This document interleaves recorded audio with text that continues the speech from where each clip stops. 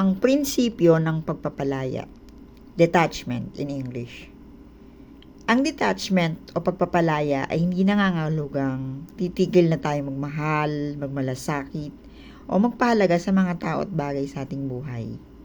Sa halip, ito ay ang karunungang magmahal ng hindi nakakapit, magbigay ng walang hinihintay na kapalit, at tanggapin na hindi natin kontrolado ang lahat ng nangyayari.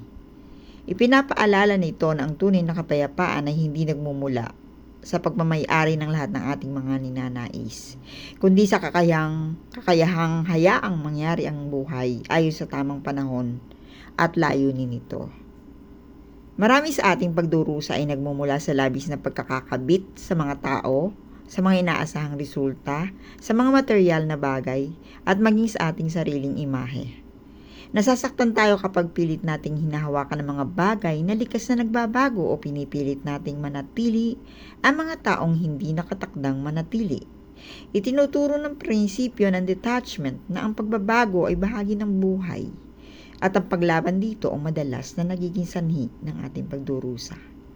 Ang detachment ay hindi kawalan ng pakialam. Ito'y tanda ng panloob na lakas at emosyonal na kapanahunan. Nagbibigay ito sa atin ng kakayahang magmahal habang iginagalang ang kalayaan ng iba na pumili ng kanilang sariling landas. Tinuturuan din tayo nitong magsikap para sa ating mga pangarap nang hindi nakasalalay ang ating halaga bilang tao sa tagumpay o kabiguan. Kapag binitawan natin ang labis na pagnanais na kontrolin ng lahat, mas nagiging matatag, mapagpasalamat at payapa tayo. Sa espiritual na pananaw, ang detachment ay isang paanyaya na magtiwala sa Diyos.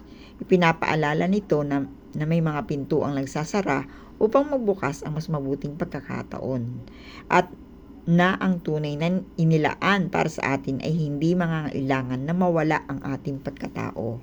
Sa pagsuko ng mga bagay na wala sa ating kontrol, nagkakaroon ng puwang ang paghilom, paglago at karunungan. Sa huli, ang prinsipyo ng detachment ay prinsipyo ng tunay na kalayaan. Pinalalaya tayo nito mula sa takot, pagkabigo at walang katapusang paghahangad. Itinuturo nitong pahalaga ng bawat biyaya habang tinatanggap na walang permanente sa mundong ito. Kapag natuto tayong bimitaw ng may pagtanggap at kapanatagan, hindi natin nawawala ang tunay na mahalaga. Sa halip, nakakamit natin ang kapayapaan, kaliwanagan ng isip at kalayaang mamuhay ng may bukas na puso. In English, the principle of detachment. Detachment does not mean that we stop loving, caring, or appreciating the people and things in our lives. Rather, it is the wisdom of loving without clinging, giving without expecting, and accepting that not everything is within our control. It is the understanding that peace comes not from possessing everything we desire, but from the learning to let life unfold as it should. Many of our deepest struggles come from the attachment to people, to outcomes, possessions, or even the image we have of ourselves.